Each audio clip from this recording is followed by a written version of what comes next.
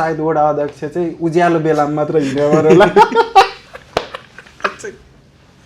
उज्यालो हिँड्यो भएर चाहिँ सायद होइन अँध्यारो भएको नदेख्नु भयो होला। फेरि अरू अगाडि हेर्दा चाहिँ मन्दिर एरिया एकदम सुपरै छ होइन। मन्दिरमा पनि झिलिमिली ट्यालो छाएको छ होइन। खम्बामा बत्ती अझ फ्री वाइफाई हाल्दा त के हुन्थ्यो नि होइन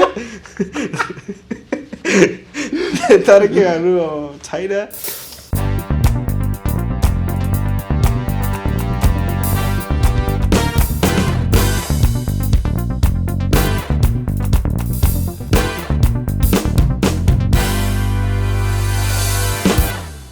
Hello guys, welcome to our new episode 4.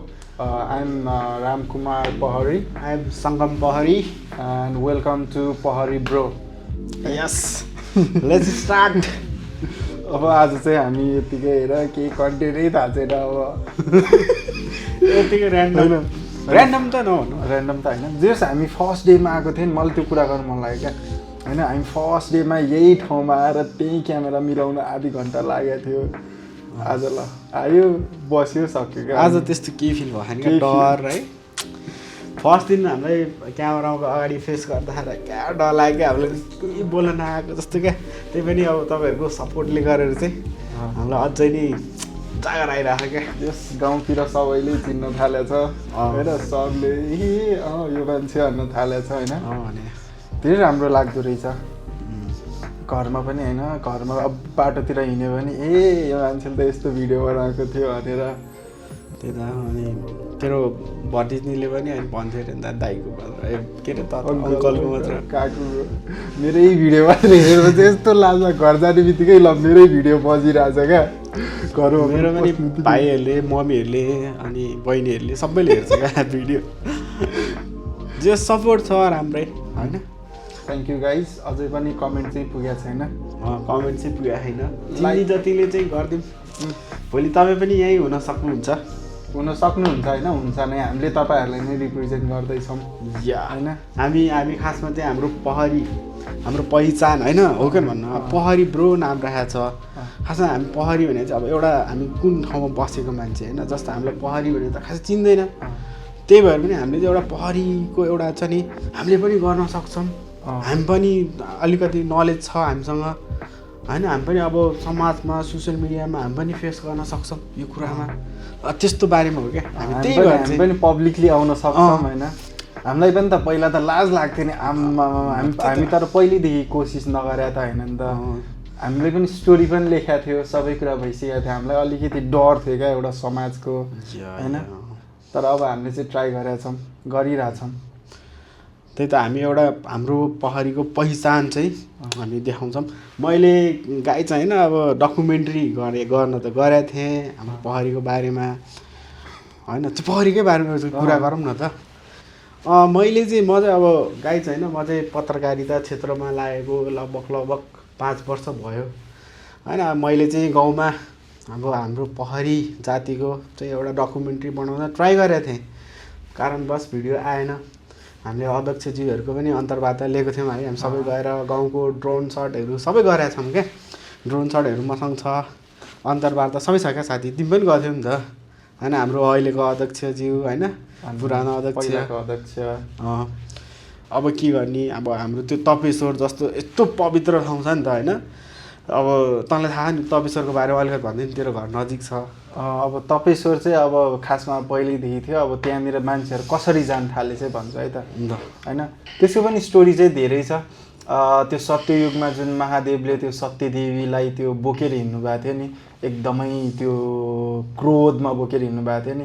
त्यो बोकेर हिँड्दा चाहिँ अब टाउको खुट्टाहरू कता खसेको थियो नि त। मुक्तिनाथमा खसेको थियो, पशुपतिमा, सबैतिर झरेको बेलामा चाहिँ जुन त्यो हात हुन्छ नि औँलाहरू चाहिँ तपेश्वरमा खसेको झरेको भनिन्छ क्या। अनि अहिले पनि तपाईँहरूले गएर हेर्नुभयो भने चाहिँ त्यहाँ एउटा सानो के भन्ने त्यसलाई ओडार जस्तै छ, पाल जस्तो छ। त्यहाँभित्र चाहिँ यसरी 5वटा औँलाहरू नै छ क्या। यस्तो परेको है। तर 5वटा औँला चाहिँ होइन, तर अलिक धेरै नै छ। त्यो गन्यो भने छ क्या। त्यहाँनिर जस औँलाहरू चाहिँ छ जस हात झरेको भनेर चाहिँ त्यहाँनिर चाहिँ मान्यता छ एकदमै अब पवित्र स्थल भनौँ न होइन। अनि अर्को चाहिँ के हो भन्दा त्यो ठाउँमा चाहिँ पहिला चाहिँ जाने बाटो थिएन क्या, थिएन। मै सानो हुँदाखेरि मै बाटो नभइकन भिर जान्थेँ क्या, दसैँमा जान्छौँ क्या हामी अहिले पनि होइन। अनि जान्छस् तिमीहरू? अहिले पनि जान्छ हामी। पहिला त्यहाँ केही पनि नहुँदादेखि गएको हो क्या। अनि त्यहाँको एउटा एकदमै के भने अचम्मको कुरा सुन्छस् के हो, त्यहाँ ठ्याक्कै जहाँनिर हामीले महादेव भनेर पूजा गर्छन् त्यो महादेवको त्यो पूजा गर्ने ठाउँको माथि एउटा रुख छ क्या, ठ्याक्क लाएर एउटा रुख छ होइन। त्यो रुख चाहिँ के छ भन्दा त्यो मन्दिर भएको बेलादेखि त्यो रुख अहिलेसम्म पनि छ क्या। जङ्गल जतिसुकै डढेलो लागोस् होइन, त्यहाँको वरिपरि सबै रुखहरू सुकेर डढेर होइन फेरि उम्रिन्छ होइन। त्यो रुख जतिसुकै डढेर लागे पनि सुक्दैन क्या, मर्दैन क्या। मैले त याद गरेँ, इन्ट्रेस्टिङ छ क्या। तर पहिला त त्यो अति नै कस्तो ठाउँमा त्यहाँ बस्नै मिल्दैन थियो नि त्यहाँ त पहिला।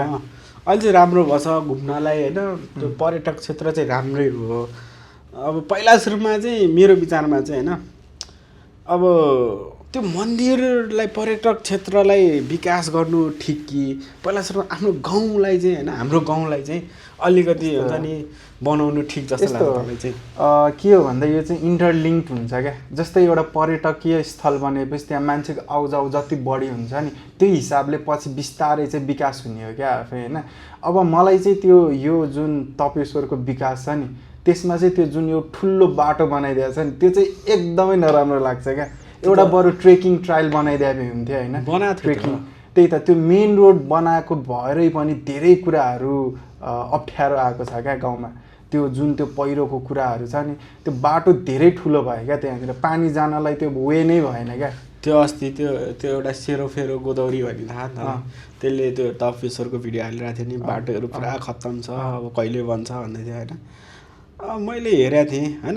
अब हाम्रो गाउँ हो होइन, विकास अब तर तिमीले भने पनि ठिकै हो होइन। अब गाउँमा विकास चाहिँ आउनुपर्छ, अब टुरिज्मलाई अट्र्याक्ट गर्नुपर्छ।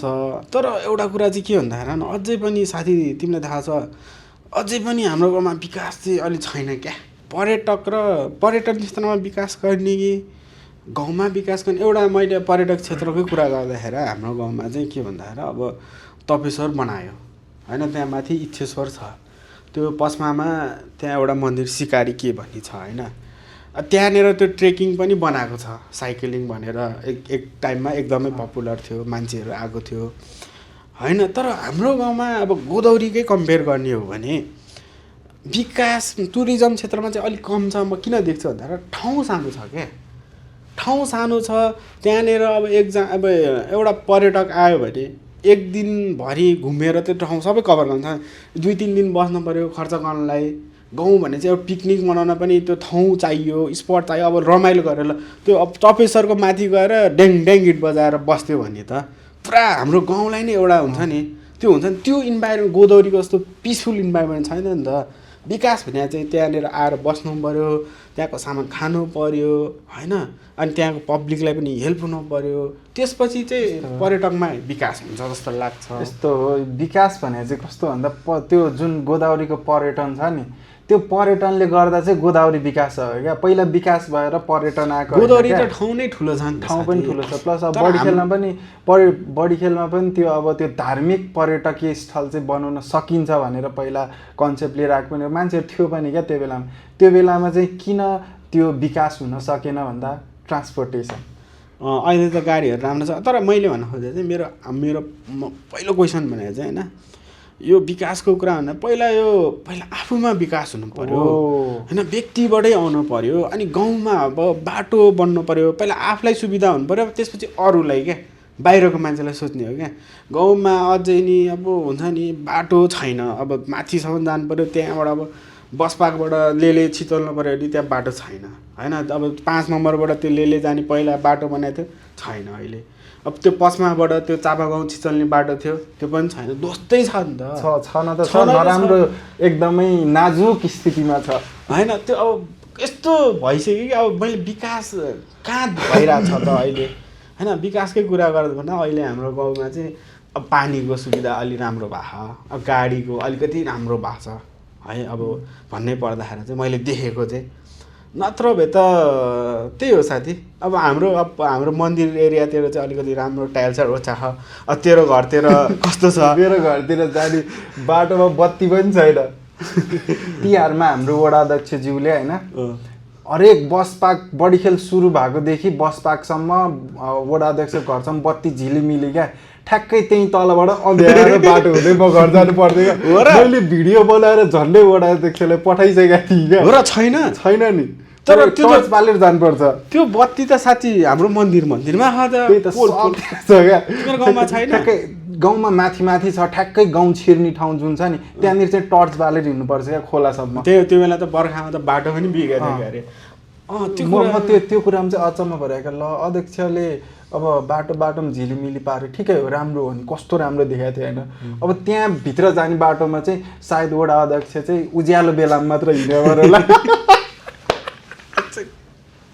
उज्यालोमा हिँड्यो भएर चाहिँ सायद होइन अँध्यारो भएको नदेख्नु भयो होला। एकचोटि अँध्यारो भएको बेलामा पनि त्यो स्कुटर नलिकन आउनु अनि लाइट छ कि छैन देख्नुहुन्छ होला, जहाँसम्म मलाई लाग्छ।